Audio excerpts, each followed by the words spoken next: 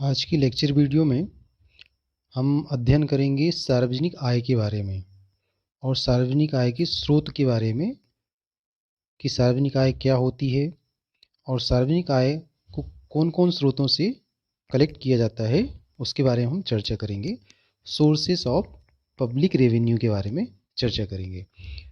जिस प्रकार से किसी व्यक्ति या संस्था को अपना कार्य संपादित करने के लिए धन की आवश्यकता होती है, आय की आवश्यकता होती है, ठीक उसी प्रकार से सरकार को भी अपनी आर्थिक क्रियाओं को संचालन करने के लिए धन की आवश्यकता होती है।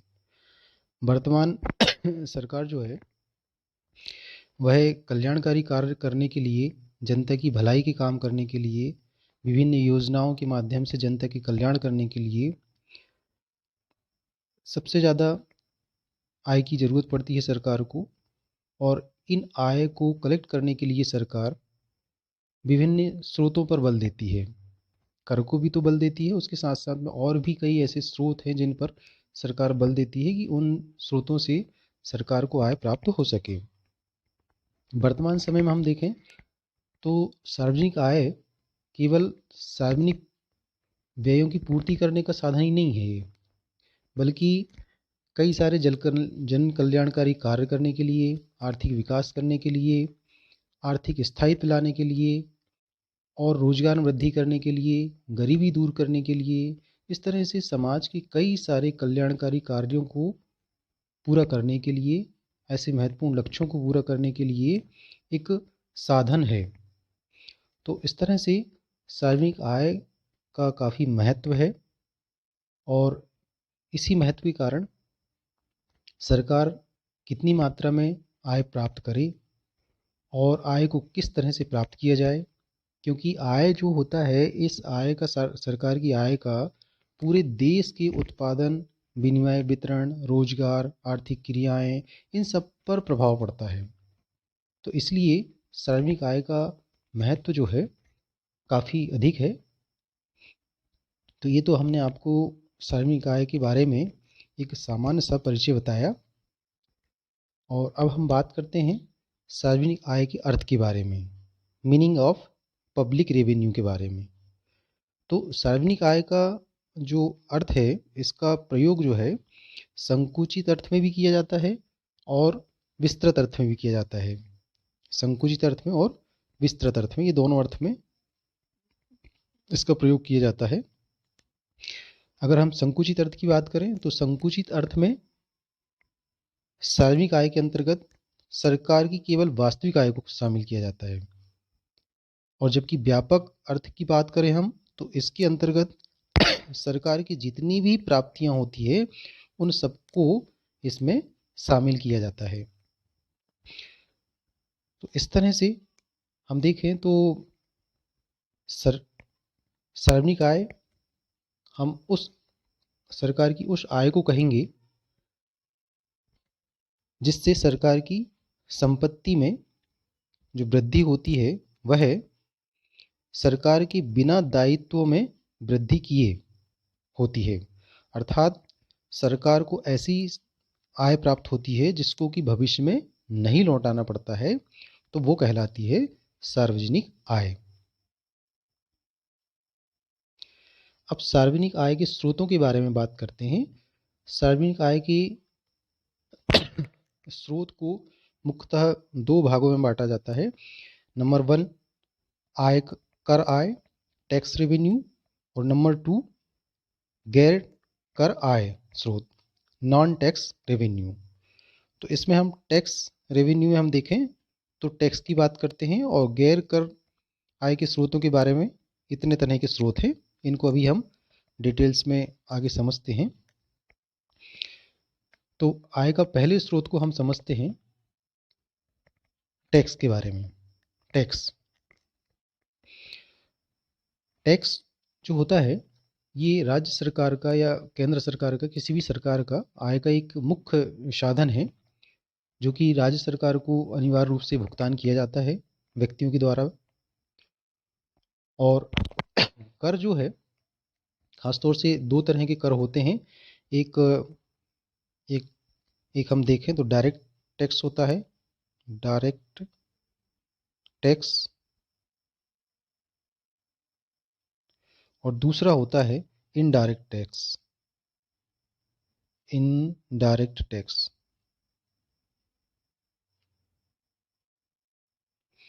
डायरेक्ट टैक्स उन व्यक्तियों से लिया जाता है जिन पर वह आरोपित किया जाता है और सीधे उन्हीं व्यक्तियों से कलेक्ट किया जाता है। और इनडायरेक्ट टैक्स जो होता है ये अप्रत्यक्ष कर होता है। अप्रत्यक्ष कर किसी व्यक्ति या संस्था के ऊपर लगाया जाता है और वह संस्था या व्यक्ति जो है दूसरे व्यक्तियों से कलेक्ट करके, या फर्म की बात करें हम तो फर्म पे लगाया जाता है, तो फर्म जो है उसके जो कस्टमर है उनसे कलेक्ट करके राज्य सरकार को देती है। डायरेक्ट टैक्स और इनडायरेक्ट टैक्स, इन दोनों टैक्स के बारे में बाद में हम जब करों के प्रकार के बारे में चर्चा करेंगे तो वहाँ पर हम इसको डिटेल्स में समझेंगे। तो जो टैक्स है ये राज्य सरकार की आय का एक महत्वपूर्ण साधन है। और टैक्स की एक खास विशेषता ये है कि टैक्स एक अनिवार्य भुगतान होता है। अनिवार्य भुगतान का मतलब ये है कि सरकार के द्वारा जो टैक्स लगाया जाता है, जिस व्यक्ति पे लगाया जाता है या जिस संस्था पर लगाया जाता है, उसका भुगतान उसको अनिवार्य रूप से करना पड़ता है। और देश में शायद कोई ऐसा व्यक्ति नहीं है जो कि टैक्स सरकार को नहीं देता है, चाहे वो डायरेक्ट टैक्स देता हो या इनडायरेक्ट टैक्स देता हो, लेकिन उसको प्रत्यक्ष या अप्रत्यक्ष रूप से टैक्स सरकार को देना ही पड़ता है। तो टैक्स जो है एक अनिवार्य भुगतान भी है। टैक्स की दूसरी विशेषता ये है कि इसमें करों से प्राप्त आय सबके हित के लिए खर्च की जाती है। देश का प्रत्येक नागरिक कई प्रकार से सरकार पर निर्भर रहता है और बिना सरकार की सहायता से उसे कई प्रकार की जो समस्याएं हैं उसका सामना उसको करना पड़ता है। कहीं ना कहीं उसको सरकार की ज़रूरत पड़ती है। तो सरकार का उद्देश्य जो है समाज के कल्याण में वृद्धि करना होता है। सार्वजनिक कल्याण में वृद्धि करने के लिए सरकार जो है धनी व्यक्तियों से आय प्राप्त करके और निर्धन व्यक्तियों पर खर्च करती है। तो इस तरह से हम देखें तो करों से जो आय प्राप्त होती है ये समाज के सभी व्यक्तियों के कल्याण करने के लिए इसको खर्च किया जाता है। नेक्स्ट विशेषता टैक्स की ये भी है कि एक विशेषता कि कर के बदले में जो करदाता है उसको कोई विशेष लाभ नहीं होता है। जरूरी नहीं है कि जो व्यक्ति सरकार को टैक्स का भुगतान कर रहा है उस व्यक्ति को कर के बदले में उसको उसी अनुपात में कोई ना कोई लाभ उसको प्राप्त हो, ऐसा जरूरी नहीं होता है। क्योंकि कर जिस व्यक्ति पर लगाया गया है, जितना लगाया गया है उतना भुगतान तो अनिवार्य रूप से सरकार को करेगा। अब सरकार के ऊपर डिपेंड करता है कि वह उस व्यक्ति पर या समाज के और अन्य व्यक्तियों पर वह कितना भुगतान करती है या कितना वह खर्च करती है। एक विशेषता और ये भी होती है टैक्स की कि टैक्स जो होता है ये एक व्यक्तिगत उत्तरदायित्व का होता है। यानी जिस व्यक्ति पर ये टैक्स लगाया जाता है उसका ये कर्तव्य होता है कि वह सरकार को अपनी जवाबदारी के साथ में टैक्स की अदायगी करे, टैक्स को चुकाए। वह अपनी जवाबदारी से को किसी भी तरह से नहीं टाल सकता है। यानी सरकार जो टैक्स उसके ऊपर लगाती है उसका उसको अनिवार्य रूप से भुगतान करना पड़ेगा। एक और अन्य विशेषता टैक्स के बारे में हम और आपको बताना चाहेंगे कि टैक्स जो है आय के अतिरिक्त और भी कई सारे सरकार के जो उद्देश्य होते हैं उसके उद्देश्य की पूर्ति के लिए भी टैक्स लगाए जाते हैं। सरकार का एक उद्देश्य तो होता है कि आय कमाना, वो भी उद्देश्य है, लेकिन कभी कभी इसके अलावा भी और भी कई सारे उद्देश्य होते हैं जिसके आधार पर सरकार जो है टैक्स लगाती है। तो ये बात अभी हमने टैक्स के संबंध में किया कि जो सार्वजनिक आय के स्रोत हैं उसमें हमने टैक्स की पहले बात की। अब हम बात करेंगे गैर कर आय स्रोतों के बारे में, इनके बारे में बात करेंगे हम। गैर कर नॉन टैक्स रेवेन्यू के जो सोर्सेस हैं उसके बारे में हम यहाँ पर चर्चा करेंगे। तो सबसे पहला जो स्रोत है गैर कर आय स्रोत में उसमें है वाणिज्यिक आय, कॉमर्शियल रेवेन्यू। सरकार जो है शांति सुरक्षा और देश की व्यवस्था तो करती ही है, साथ में उसके साथ साथ में सरकार क्या करती है कि कई तरह के व्यापारिक और औद्योगिक कार्य भी करती है। जैसे परिवहन की सेवा उपलब्ध कराती है सरकार, जल की, डाक की, रेल की, और कई तरह की जो जन कल्याणकारी सेवाएं हैं वो भी सरकार हमें प्रदान करती है। और उसी के साथ साथ में हम देखें तो वह कई तरह के विभिन्न तरह के उद्योगों का संचालन भी करती है, और इससे जो वस्तुएं उत्पादित होती है उन वस्तुओं को वह बेचती है। तो इन क्रियाओं से सरकार को कुछ ना कुछ आय प्राप्त होती है, और उसे जो ये आय प्राप्त होती है या उसको जो कीमत प्राप्त होती है वही उसकी वाणिज्यिक आय कहलाती है, वही कॉमर्शियल रेवेन्यू कहलाती है। देखिए, कॉमर्शियल रेवेन्यू में एक मुख्य बात ये होती है कि इसमें भुगतान की राशि और उसके बदले में प्राप्त वस्तु की लागत या लाभ, इन दोनों के मध्य जो है एक निश्चित संबंध होता है कि जितना हम भुगतान कर रहे हैं, जितनी हम उसकी कीमत चुका रहे हैं, तो उसके बदले में उतना हमें लाभ भी प्राप्त होता है। ये कॉमर्शियल रेवेन्यू की एक विशेषता कह सकते हैं हम। दूसरी बात इसमें ये है कि कीमत का भुगतान करने वाले व्यक्ति को उस कीमत के बदले में उसको प्रत्यक्ष रूप से या तो वस्तु मिलती है या उसको कोई ना कोई सेवा प्राप्त होती है। तो ये बात अभी हमने किया वाणिज्यिक आय के बारे में। दूसरा है प्रशासनिक आय, एडमिनिस्ट्रेटिव रेवेन्यू। सरकार के प्रशासनिक कार्यों के कारण जो आय उत्पन्न होती है उसको प्रशासनिक आय कहा जाता है। इसके अंतर्गत हम देखें तो फीस या शुल्क आती है, लाइसेंस आता है, विशेष कर निर्धारण आता है, स्पेशल असेसमेंट, और अर्थदंड हो सकते हैं, जुर्माना होता है, जमानत संपत्ति जब्त करना, या मृतक की संपत्ति पर कब्जा करना। ये सब प्रशासनिक आय के अंतर्गत आती हैं। तो इनको हम एक एक करके समझते हैं। पहले हम फीस के बारे में समझते हैं कि ये फीस से सरकार को किस तरह से आय प्राप्त होती है। फीस एक ऐसी कर की अदायगी है, एक ऐसा कर हम उसको कह सकते हैं जो कि उन प्रशासनिक सेवाओं की लागत को पूरा करने के लिए सरकार को दिया जाता है, जो सरकार के द्वारा संपूर्ण जनता के हितों के लिए ये संपन्न की जाती है। किंतु जो व्यक्तियों को विशेष लाभ प्रदान किया जाता है इसमें, जो उस फीस का भुगतान करता है उस व्यक्ति को इसका विशेष तौर से लाभ दिया जाता है, ये फीस कहलाती है। फीस में एक बात ये होती है, जैसे कि फीस आप देखते हैं कि जैसे न्यायालय की फ़ीस होती है ना, न्यायालय में कोई अगर मुकदमा लड़ रहा है तो उसकी फ़ीस होती है। अगर स्कूल में आप एडमिशन लेते हैं तो उसकी आप 1 साल की या 2 साल की या 3 साल की तिमाही या 6 माही इस टाइप की फ़ीस भरते हैं, उसके बदले में आपको पढ़ने के लिए वहाँ से सेवा मिलती है। तो ये एक फ़ीस की एक विशेषता होती है कि इसको जैसे जैसे को तैसा संबंध इसमें होता है, शुल्क में जैसे का तैसा संबंध होता है, क्योंकि इसका भुगतान जो है प्राप्त सेवा, जो हमें सेवा मिल रही है उसके बदले में भुगतान किया जाता है। तो ये बात अभी हमने फीस के बारे में बात की। तो फीस से भी सरकार को एक आय प्राप्त होती है। साथ ही प्रशासनिक नियंत्रण जो है वह शुल्क के बदले में दी जाने वाली सेवाएं, कभी कभी प्रशासनिक नियंत्रण के लिए भी शुल्क का भुगतान किया जाता है। कुछ विशिष्ट लाभ के लिए भी शुल्कदाता जो है हमेशा एक विशेष लाभ प्राप्त करने के लिए शुल्क का भुगतान करता है। तो ये कुछ फीस की विशेषताएं हैं। अब हम बात करते हैं लाइसेंस की, कि लाइसेंस भी जो है ये भी एक सरकार की आय का एक महत्वपूर्ण स्रोत है। इसके माध्यम से सरकार को आय प्राप्त होती है।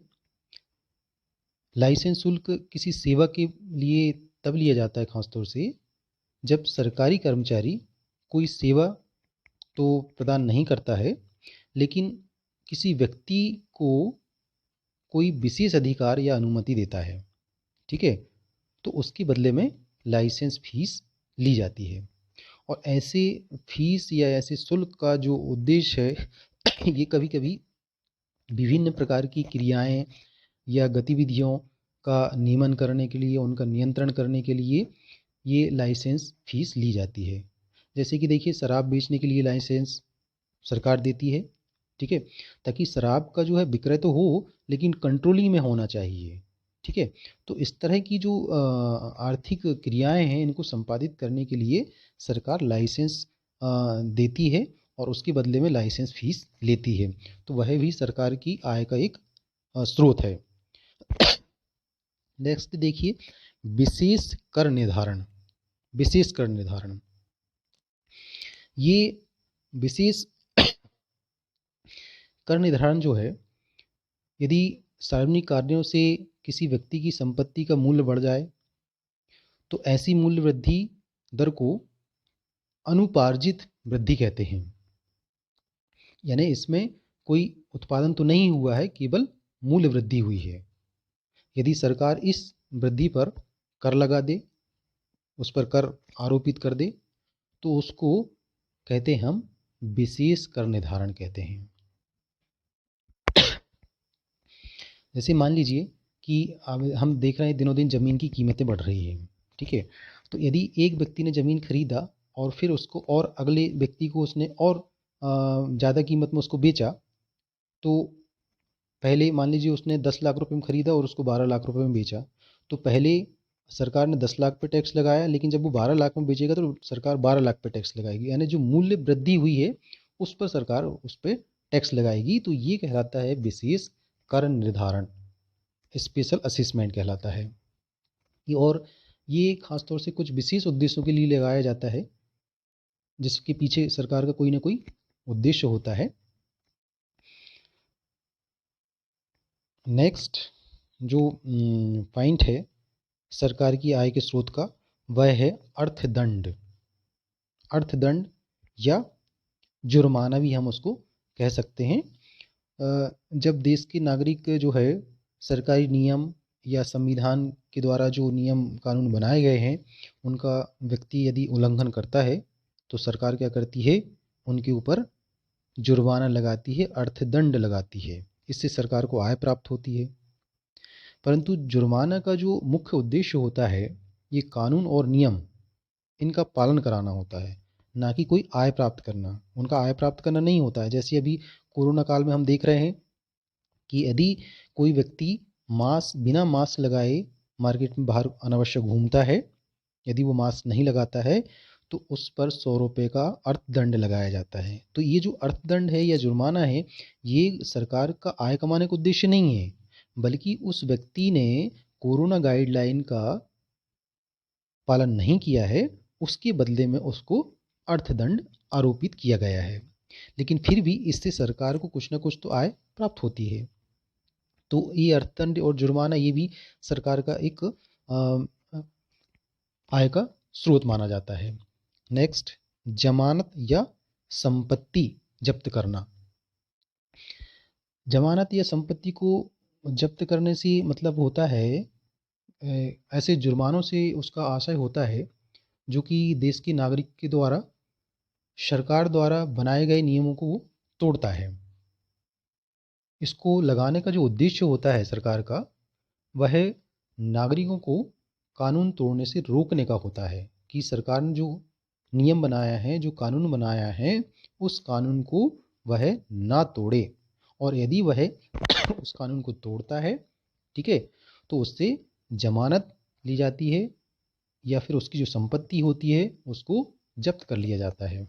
तो वह संपत्ति को फिर सरकार बेच लेती है और उससे फिर आय कमाती है। तो इस तरह से जो जमानत होती है, संपत्ति होती है, उसको यदि सरकार जब्त करती है तो वह भी सरकार की आय का एक साधन होता है। नेक्स्ट है मृतक की संपत्ति पर कब्जा करना। किसी ऐसा कोई व्यक्ति जिसकी मृत्यु हो गई हो, जो कानूनी उत्तराधिकारी नियुक्त किए बिना अथवा अपनी संपत्ति को वसीयत लिखे बिना मर गया, मान लीजिए उसकी मृत्यु हो गई और उसकी राशि बैंक में जमा है या उसकी संपत्ति है, तो सरकार क्या करती है, उस संपत्ति को अपने अधिकार में ले लेती है। और यह जो साधन है, ये सरकार की आय का एक महत्वपूर्ण साधन तो नहीं है, महत्वपूर्ण स्रोत तो नहीं है, लेकिन फिर भी इस तरह के स्रोत से भी सरकार को आय प्राप्त होती है। नेक्स्ट थर्ड नंबर देखिए, अनुदान। अनुदान या एवं उपहार। उपहार जो है एक आंशिक अंशदान होता है, जो कि किसी निजी व्यक्ति या संस्था के द्वारा कुछ महत्वपूर्ण विशिष्ट कार्यों के लिए दिया जाता है। और ये उपहार या अनुदान जो है, ये खासतौर से कोई ऐसे समय के लिए दिया जाता है जब प्राकृतिक आपदा हो, या सूखा पड़ गया हो देश में, या बाढ़ आ गई हो, या युद्ध की स्थिति हुई हो। उसके बाद में जो कंडीशन इकोनॉमी में जन्म लेती है, उनको दूर करने के लिए कुछ संस्थाएं या फर्म या निजी व्यक्ति हम कह सकते हैं, वो भी सरकार को अनुदान देते हैं या फिर उपहार देते हैं। जैसे कि अभी कोरोना काल में हम देख रहे हैं कि कई न्यूज़ आप पेपर में देखते होंगे या समाचार पत्रों में पढ़ते होंगे कि किसी संस्था ने या कुछ व्यक्तियों के समूह ने मिलकर पीपीटी किट, कोरोना की जो किट आ रही हैं, वो 50 किट सरकार को गिफ्ट दे दी, उपहार के रूप में दे दी कि भाई चलो, हम हमारे तरफ से सरकार को इतनी हेल्प हम निःशुल्क रूप से करना चाहते हैं। तो ये गिफ्ट और ग्रांट जो होते हैं, ये भी सरकार की आय का एक महत्वपूर्ण स्रोत होते हैं। तो इस तरह से सार्वजनिक आय के जो विभिन्न स्रोत हैं, इसमें सबसे महत्वपूर्ण जो स्रोत है वह है टैक्स। लेकिन आजकल जो व्यावसायिक यानी कॉमर्शियल रेवेन्यू और प्रशासनिक, ये स्रोत जो हैं, ये भी सरकार की आय के महत्वपूर्ण स्रोत माने जाते हैं। तो इस तरह से आज के लेक्चर में आपने सार्वजनिक आय के अर्थ के बारे में समझा, और सार्वजनिक आय को किस तरह से सरकार कलेक्ट करती है, कौन कौन स्रोतों से कलेक्ट करती है, उसके बारे में आपने ध्यानपूर्वक समझा।